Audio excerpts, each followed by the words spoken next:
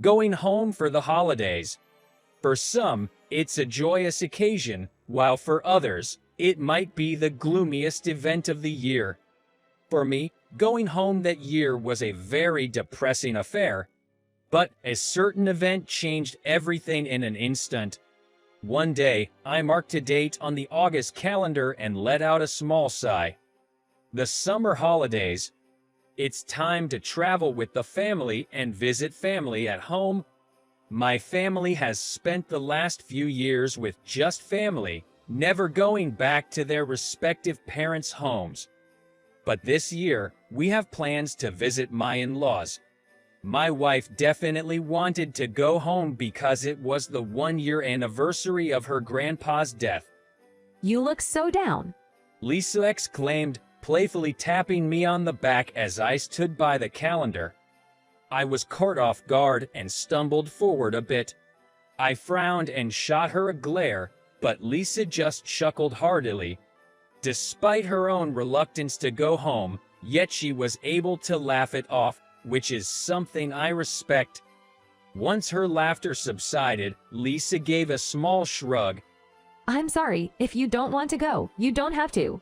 She said, "No, I'd like to pay my respects to the man who cared for you," I replied. Hearing that, she gave a slight nod. From behind us, we could hear the sounds of our kids starting to bicker. Lisa turned around and hurriedly walked towards them. I watched her receding figure. Several years had passed since we got married. Both Lisa and I had initially visited our each home during the first couple of years, but recently, we hadn't even gone for Christmas. The reason is that my Phil and Bill dislike me. I don't remember doing anything to make them hate me. It is all because of my educational background. When I first met them before marrying Lisa, their attitude changed the moment they found out I am a high school degree. No matter how much Lisa tried to convince them, her father would just shout, telling her to break up with a man who only had a high school diploma. Lisa married me despite her father's opposition. From that point, it seems like her father started to despise me even more. I started working when I was 19. Soon after starting college, my mom fell ill. She had heart disease. My mom had divorced soon after giving birth to my younger bro and sis and lost touch with our dad. To support the three of us, she worked tirelessly day and night. Perhaps all that hard work took a toll on her health. She didn't have any relatives she could rely on. Though we had some savings, it wasn't enough to support my siblings. So, I started working part-time while still attending college. But that soon became too much, and I had to leave college and start working full-time. I was hired by a cleaning company. I worked hard as a janitor with the adults. My mom was very worried about my struggles as a high school graduate. Even though she must have been suffering from her treatment, she encouraged me, saying, "There must be someone watching you, so keep doing your best." Around that time, she grew thinner by the day. I wished she would worry about herself more. Even when we finally managed to stabilize our lives, she passed away when I was 20. After her passing, I continued working at the cleaning company to support my bro and sis. That's where I met Lisa. She was handling the office work for the cleaning company. Her parents owned a factory that had business dealings with our cleaning company, and she got the job through that connection. When I went to the headquarters for training, I got to know her due to a certain incident. We hit it off and started dating soon after. Back then, I was working hard for my mom, and Lisa became my rock. She was by my side, comforting me when my mother passed away, making her one of the people I owe the most in life. Later, we got married, and now, surrounded by our 2 kids, we live a happy life. Days flew by, and before we knew it, it was the middle of summer. When we stepped out of the air-conditioned car, the blazing sun hit our skin immediately. Picking up the hats our kids had tossed in the car, I followed Lisa as she headed for her parents' front door. Standing in front of the doorbell, Lisa adjusted our sleeping elder daughter, Mary, in her arms, took a deep breath. The fact that she has to feel so nervous in front of her own family home made me feel sorry for her. Knowing that I am the cause made my heart ache. Then, a small hand tugged at my sleeve. Daddy, stay strong. It was our son, James. I understood that James, recalling how I comforted him when he fell and got hurt, was trying to cheer me up in the same way, which brought tears to my eyes. Yeah, we're strong, I reassured, patting James on the head and looking into Lisa's eyes. With determination, she pressed the doorbell. The door opened, and Mimo squinted a bit as she looked at me. Oh, look, he's here. What a surprise. She remarked as she ushered us in. As we walked down the hallway, we almost bumped into the kids of my Bill. James looked surprised and clung to me. For James, these are his cousins, but he doesn't know how to act as this is their first meeting. The cousins also looked at us with wide eyes, full of curiosity. Entering the living room, my Phil and Bill were seated. It's been a while. It's good to see you. I greeted them, but they just gave me a cold stare and a scoff. What does a high school graduate want here? You do realize you're in the house of a CEO, right? Don't you think a family of cleaners would be out of place? The Phil whispers, and the Bill joins in. I remembered hearing that Lisa's grandpa, Mr. Thompson, passed away and her father had taken over his factory. Most likely, the business would be passed down to the Bill next. Lisa confidently stepped forward. I'm just here to pay my respects to Grandpa. She said, heading towards the late grandpa's room. Holding James's hand, I followed her. My Phil snorted, deliberately looking away. Grandpa, look. Can you guess what this is? Elephant. Well done. From the corner of my eye, I could see James's cousins showing a sketchbook to their grandpa. I involuntarily tightened my grip on James's small hand. He's never had the chance to play with his grandpa. It pains me to think that I will not be able to give our children the experience to play with their grandpa like that. And I felt anger building up, wondering why we have to be treated this way. Back in the living room, my Mill offered us some tea. My Phil seemed like he didn't even want to look at us. "All right," he suddenly exclaimed, standing up. He took money out of his wallet. Here, buy him a toy with this. Yay. Huh? Dad, you sure? It's okay. It's a reward for helping.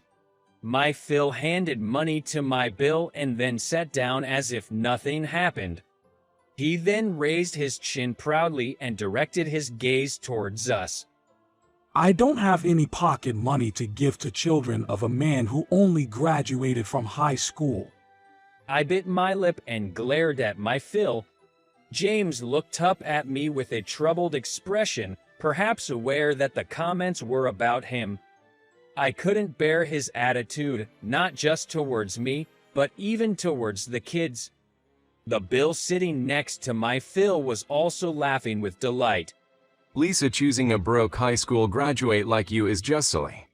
I can't see what she sees in you. I felt disgusted at his dirty laugh.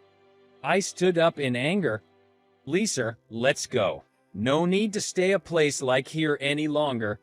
She, possibly surprised by my rare outburst, momentarily looked stunned but then stood up to follow. A place like this. You should be thankful that we let a poor guy like you in home. I heard his yelling voice from behind. How can you come in here so thick when you're just a high school graduate? Lisa got screwed over by a loser like you. Ignoring his insults, I exited the house. As I headed to the car, another vehicle smoothly parked right in front of us. Not only were we surprised, but my still yelling Phil also went silent, clearly taken aback. And it's no wonder he was surprised. The vehicle was a luxury car. The window was open, revealing a slight view of the person inside. Seeing this, Lisa smirked a bit. She turned triumphantly towards her father. It's over, Dad. At her words, he exclaimed, "What?" You married a poor guy like that. We don't need you. Just go home. Just as he was yelling, the car door opened. The moment he saw the person stepping out, the color drained from his face. The man emerging from the car was dressed in a sharp suit. I was so shocked I couldn't help but drop my jaw. The Bill tilted his head, looking at the mysterious man. Who's this? Some friend of the high school graduate. Idiot, shut up.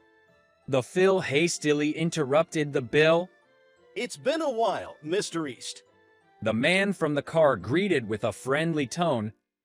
Oh, it has been, Mr. Hayes. He greeted him with a flustered look. Hayes, you mean? The Bill's face turned pale instantly. Mr. Hayes smiled at Lisa and me. Hello, Mr. Smith. Are you enjoying your holiday? Thank you for asking, Mr. Hayes. What brings you here? This man is Mr. Hayes. He is the CEO of the cleaning company where Lisa and I work. He is also a major client of my Phil's factory. I am old friends with Thompson. His first death anniversary is coming up. I want to pay my respects. I've informed a little while ago that I'd be coming over. Yes, I did hear it. Please, make yourself comfortable at our place. We'll guide you to the gravesite shortly. Suddenly humble, my Phil's invitation was quietly halted by Mr. Hayes raising his hand. No, but I'm no longer in the mood. I'll pass, thank you. At Mr. Hayes' words, my Phil began to wipe sweat from his pale face. It didn't seem like sweat from the heat. Well, it's quite hot here, though. It is indeed hot, but it looked like you all were quite rude to my benefactor. Frankly, I'm not eager to enter such a home.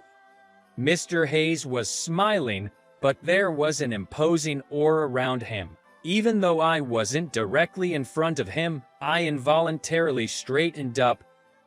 I treated your benefactor poorly. He seems utterly clueless. Mr. Hayes gently pointed towards me. Your son-in-law Bob here saved my life. Years ago, he helped me when I had a heart attack. My Phil turned pale almost instantly. Realizing I'd become the center of attention, I panicked. Well, I just happened to be there at the right time. No, the paramedics said I would have been in grave danger had you not been there. You truly are my life savior. What Mr. Hayes was talking about is right after I started working at the cleaning company. I was visiting the main office for training when I heard that Mr. Hayes had collapsed.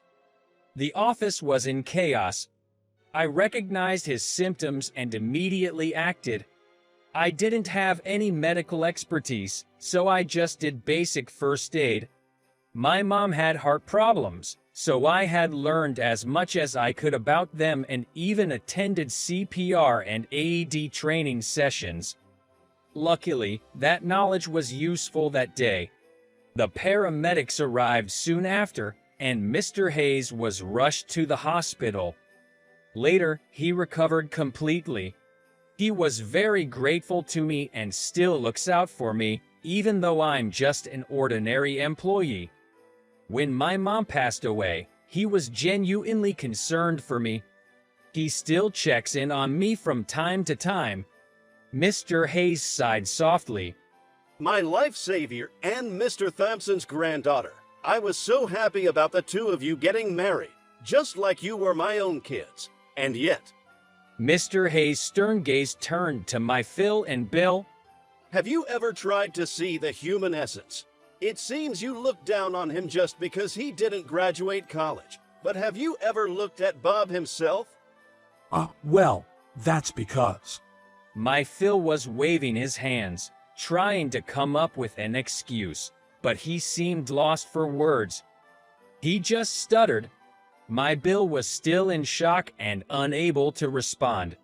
Bob is very dedicated to his work. He focuses on the small things and takes his job seriously.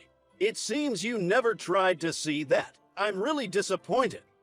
With that, he turned on his heel and began to walk back to his luxury car. I quickly called out to him, "Mr. Hayes, we're about to visit Mr. Thompson's grave. Would you like to join us?" Mr. Hayes looked at me, his expression softening. Oh, I'd appreciate that. Thank you. We got into our car, started the engine, and led the way, with Mr. Hayes following in his vehicle. Through the window, I could see my Phil and Bill left behind. Their appearance, stranded under the midsummer sun, was somewhat melancholy. In the back seat, Lisa, sitting with the kids, suddenly started laughing. Well, that was refreshing. Mr. Hayes is so cool. Really, that was something. I watched Mr. Hayes' car in the rearview mirror. When I reached the grave, I vowed to express my gratitude more formally. Months have passed since then. My FIL's factory seemed to have ceased its dealings with Mr. Hayes' company. Having lost their biggest client, I heard his business is struggling. I've secured a promotion at my job and things are going smoothly. I received an apology letter from my Phil and Bill, so it seems they've reflected on their actions.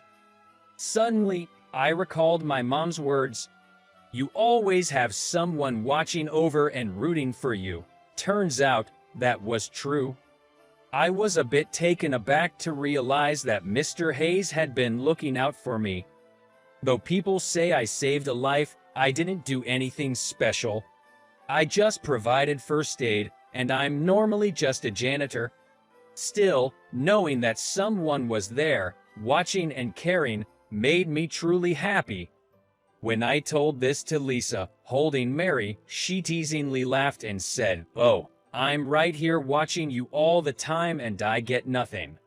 That's right. Lisa, James, and Mary are all watching over me. I have to keep pushing forward. Looking up at the sky, I hope that up there, my mother can see that we're all doing well,